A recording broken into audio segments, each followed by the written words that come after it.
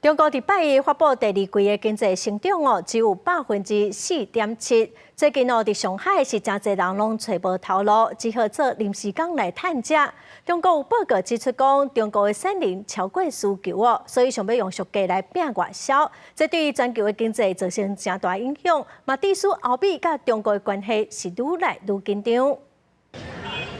上海劳工伫咧工作派遣站外口，希望会当找到一份头路。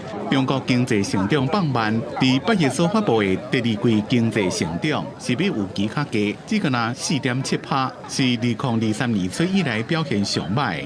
真侪上海民众讲，即马找头路真困难，有人做送货运、做保全、美食外送，什么工课拢做，即马也有真侪人找无头路。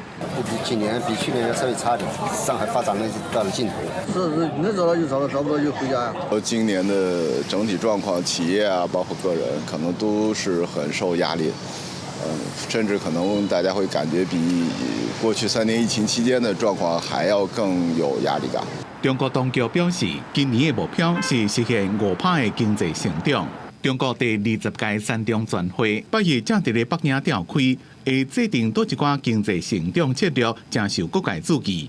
伫过去中央委员会全体会议，常常会制定影响经济长期方向。1978年批准改革开放。 自计划经济转型到市场化经济，1993年认可社会主义市场经济，2013年再一遍确定市场真济资源分配决定性力量。学者分析，伫这边会议关注的焦点，将会是政府安怎平衡经济成长加社会平等。中国是外资企业投资兴业的热土，我们将继续着力营造市场化、法治化。 国际化的一流营商环境，为外资企业在中国投资经营做好服务保障。其实，中国产能过剩不是新的问题。全国工总指出，在过去中国加入 WTO 了后，西方国家加生产基地外移，是中国冲击1.0。因过伫咧中国经济绿化、类似求索，加生产过多的产品对外用俗价来倾销。 对全世界经济带来中国冲击2.0的压力。